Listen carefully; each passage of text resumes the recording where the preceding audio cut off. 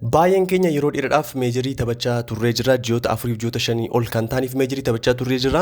Akkuma beekamu meejariin Noovembarii kana keessa liistii akka ta'u Telegram chaanaalii isaanii gubbaatti dubbatanii jiru. Noovembarii 28 akka liistii ta'u dubbatanii jiru. Kan inni irratti liistii ta'u immoo OKX akka ta'edha kan isaan dubbatanii jiru. Namoonni OKX verify gootanii qabdan OKX keessan gubbaatti eeguu dandeessu. Akkasumas namoonni amma yeroo itti immoo OKX verify yoo ta'u godhin jirtan OKX keessan akkamitti akkasii verify gootan viidiyoo isinii fanuun jedha. Akkasumas OKX irratti qofa miti kan inni liistii ta'u meejariin kan inni liistii irratti ta'u Binance'n dabalamuu danda'a gara fuulduraatti Bitget'n, Bybit'n, exchange'onni garaagaraa dabalamuu danda'a. Ammaaf garuu kan baay'ee jiru OKX qofa wanta ta'eef OKX keessa wajjiniin yeroo itti connect gootan isiniif fidu. Addumatti immoo namooti amma yeroo itti waalitii yoo connect godhinan jira jedhamu namoonni jettan rakkoo tokko hin qabu. Waalitii connect gochuun transaction raawwachuudhaaf malee wanta kan biraa waan faayidu in qabu. Kanaafuu connect yoo gochuu baatanis rakkoo hin qabu. Withdraw kan isin ittiin gootan exchange mataa isaanii isinii fidu wanta ta'eef exchange kana gubbaarratti connect gootanii withdraw gochuu dandeessu. Ammaaf garuu amma Noovembarii 28tti wanti isin gochuu qabdan guyyaa guyyaadhaan galtanii active taatanii taphachuudha jechuudha. Sababni isaatiyyuu meejariin akkuma beekamu yeroo darbe Telegram channel isaanii gubbaarratti akka dubbatanitti useroota active ta'anii hin taphanne yookiin immoo guyyaa guyyaadhaan galanii taaksiiwwan jiran hin sassaabanne akka isaan eligible godhedha kan isaan dubbatan. Kana jechuun tookinii hirmaachuu akka isaan hin dandeenyedha kan isaan godhanii. Tookinii kana hirmaachuudhaaf torban lamaan amma nuuf kana keessatti guyyaa guyyaadhaan galtanii check gochuu qabdu. Akkasumas taaksiiwwan jiru guyyaa guyyaadhaan galtanii sassaabachuu dandeessu.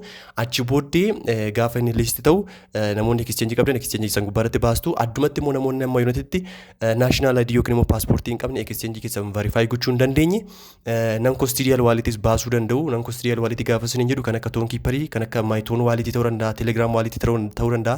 Isaan kana baasuu danda'u. Isaan kana gubbaarratti claim gochuu dandeessu. Isaan kana gubbaarratti claim gochuudhaaf immoo kan isin barbaachisu gas feedha. Gas fee'n kun toonii ta'uu danda'a.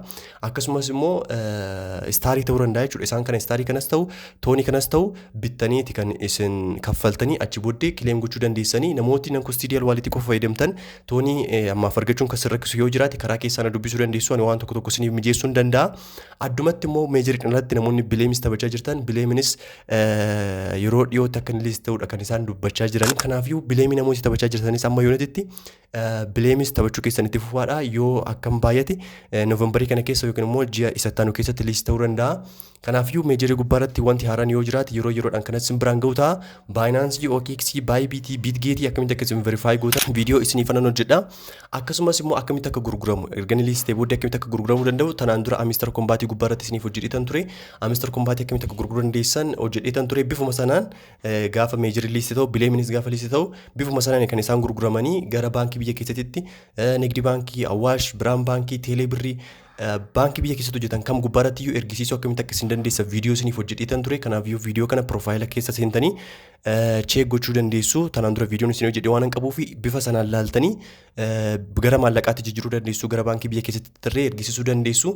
Innaa waa'ee meejarii gubbaarratti wanti haaraan yoo jiraate yeroo yeroodhaan kanas isin biraan ga'u ta'a. Namoonni yuutuubii kanaaf amma yoonatitti haaraa taatan informationii yeroo yeroodhaan waan isin biraan ga'uuf yuutuubii kana subscribe gochuun irraanfatinaadha. Aga yoonatti hojii turtaniif galatooma.